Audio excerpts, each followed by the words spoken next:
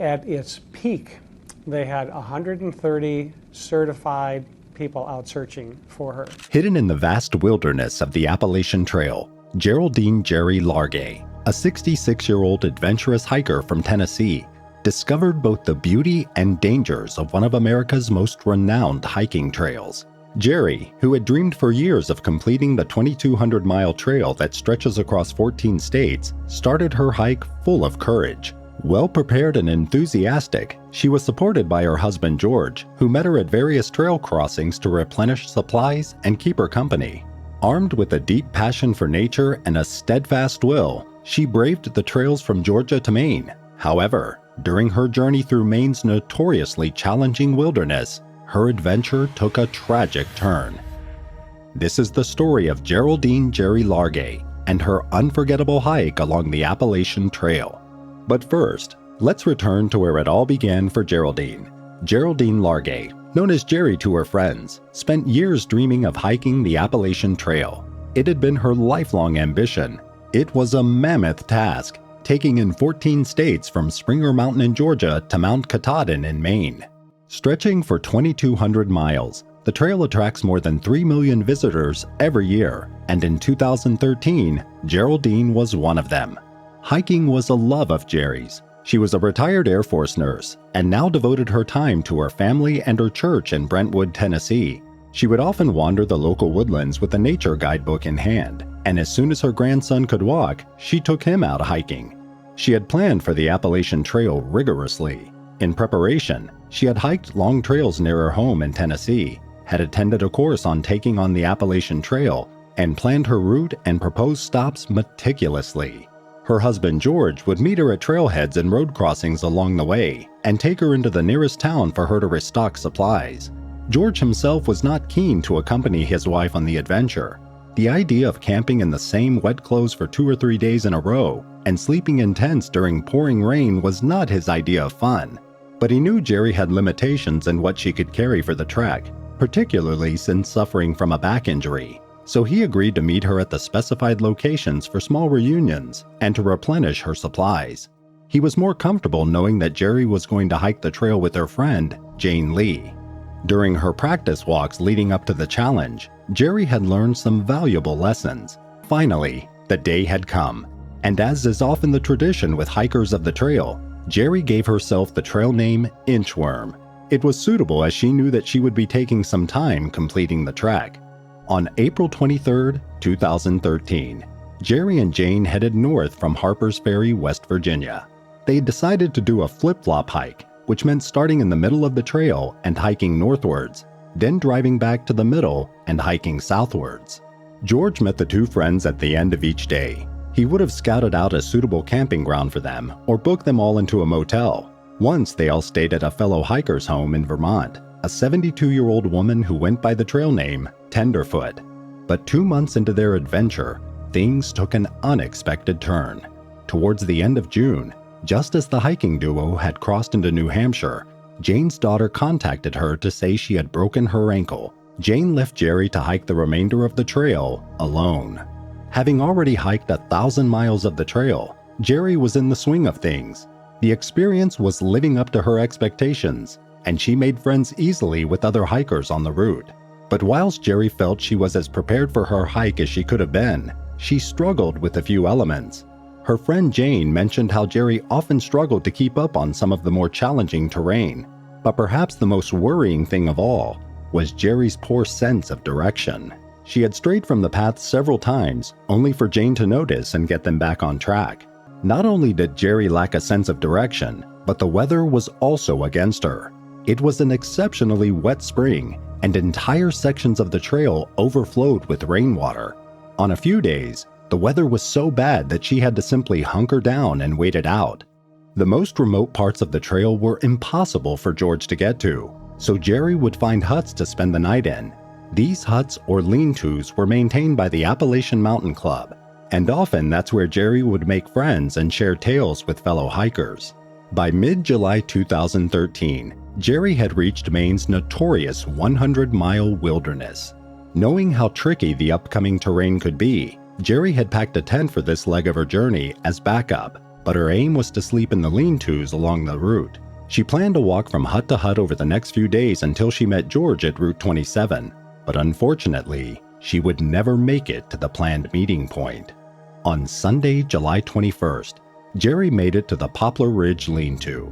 That's where she met Dottie Rust and Regina Clark, eager to make it to the next lean-to situated 9 miles away in Spalding Mountain the next day. Jerry made an early start. Dottie was impressed with the 66-year-old. She sensed that Jerry had her wits about her and knew she would remember the adventurous woman with her broad smile.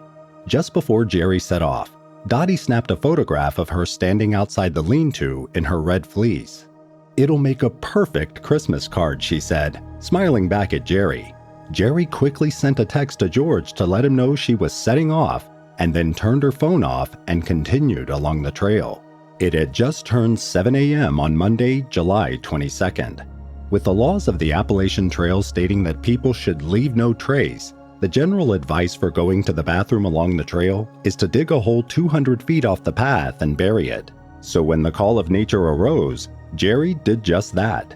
She stepped off the trail to find a private spot, but she had crossed into an area that is used by the U.S. Navy's Survival, Evasion, Resistance, and Escape School. It is an area that is particularly thick in spruce and is used to teach survival skills to Navy personnel.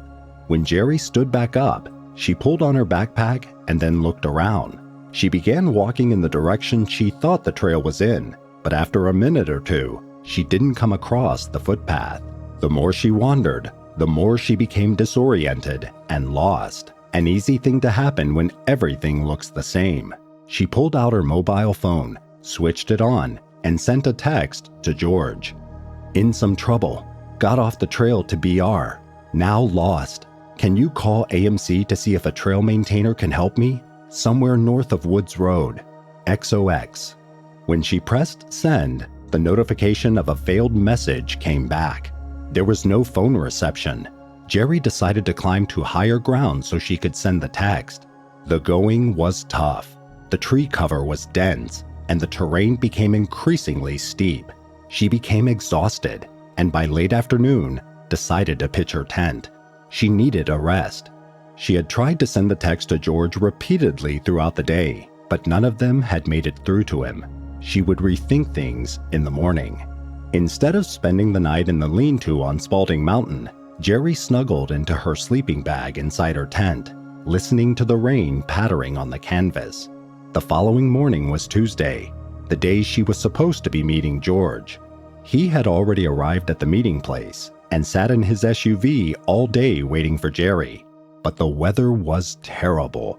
The rain was relentless, and he thought that Jerry may be delayed because of it. So instead of raising the alarm, George hunkered down in his SUV for the night, fully expecting to see Jerry the following morning. Luckily, on Wednesday morning, July 24th, the sun came out. Jerry decided to head back the way she had come. She climbed back down the peaks she had scrambled up to find a phone signal and tried to find a better camping spot. She pitched her tent near a stream so that she had fresh water. She made a base out of sticks for her tent to keep the water out, and she ripped off strips of her silver mylar emergency blanket and hung them up in trees, hoping their reflection would be picked up by searchers. She had enough food for 3 days and rationed it as best she could. That first day, she ate a few almonds and Fritos along with a prune. She tried again to text George. "Lost since yesterday. Off trail, 3 or 4 miles. Call police for what to do. Please. XOX." When Jerry didn't show up at the car park on Wednesday, George flagged down a police officer who immediately contacted the Warden Service. Although their initial thoughts were that Jerry had been delayed due to the bad weather, they prepared a search and rescue mission. Volunteer searchers mapped out Jerry's route. Notices were put up in the area. A plea on social media and the local news went out, and a pilot took to the skies. 4 days later, with no sign of Jerry, hostel owners were helping out by calling up everyone who had stayed with them in the past week. When Dottie Rust returned home, her phone rang. It was one of the hostel owners, and she was shocked to find out that the lady in the red fleece was missing. She sent the police the photo she snapped of Jerry, which provided the location the search and rescue teams needed to begin their search. But as word spread far and wide of Jerry's disappearance, There came some false leads which jeopardized the whole search. Somebody claimed to have spent the night with Jerry at the Spalding Mountain lean-to, and a group of boys also claimed to have seen Jerry on the way to the lean-to the day after she had said goodbye to Dottie. Both of these claims turned out to be incorrect. The boys had instead mistaken another older female hiker for Jerry, and the message about spending the night with Jerry was a garbled and incoherent message. Even so, the search party moved their search from the area around the Poplar Ridge lean-to the Spalding Mountain one. Sadly for Jerry, the searchers were now way off. The false leads continued to mount up. A drop of blood on a rock, a piece of gauze with hair on it, dropped water bottles and candy wrappers. Some suggested she had been attacked by a bear or had even run into Bigfoot. In reality, Jerry was still at her campsite, hoping and praying for rescue.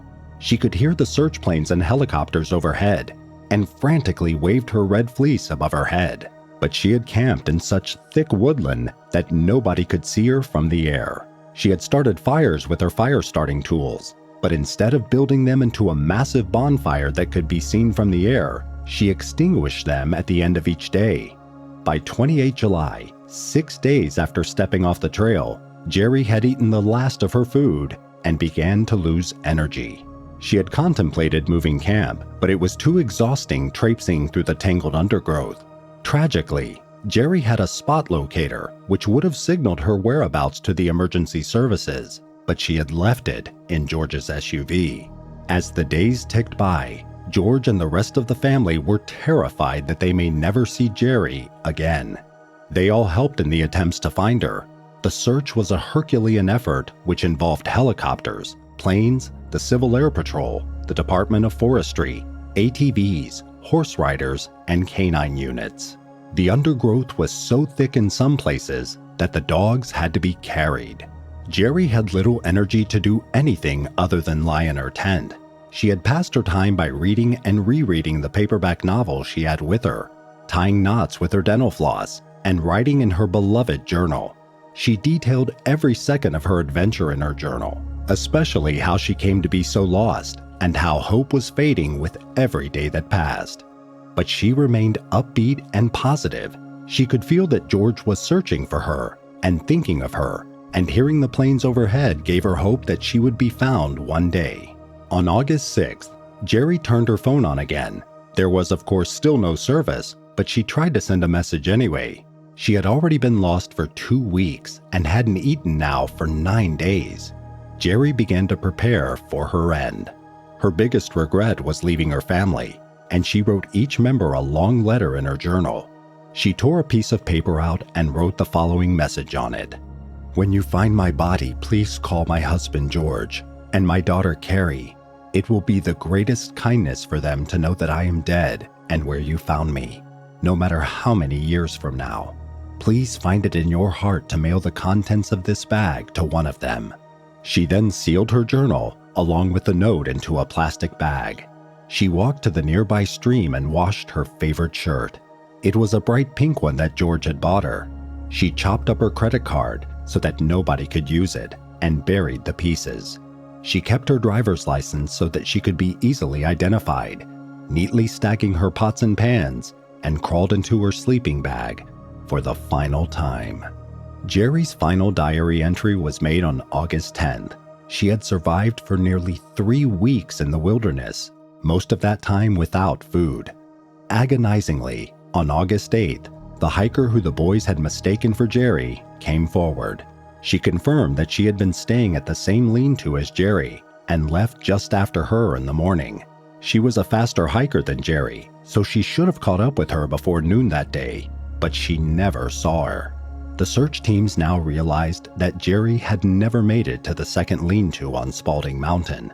They relocated their efforts nearer the first lean-to, where she had last been seen by Dottie. The sniffer dogs came within 100 feet of Jerry's camp, but with such dense undergrowth, they never saw her, and they never picked up her scent as she was sealed inside her tent. The search for Jerry never stopped. Over the years, people have claimed to have spotted her at various places throughout the U.S. Each sighting was followed up, but none of them turned out to be Jerry. Once her phone account was suddenly activated in Chicago, which sparked all kinds of hope, but it turned out to be a case of identity fraud. Her family still hoped that by some miracle, she was still alive. In October 2013, Jerry's family publicly announced a $15,000 reward for information leading to her whereabouts, hoping to obtain further help from the public. To me, the $15,000 cash reward is the next step. It is not the final step, George said in an interview. In September 2014, this reward was even increased to $25,000.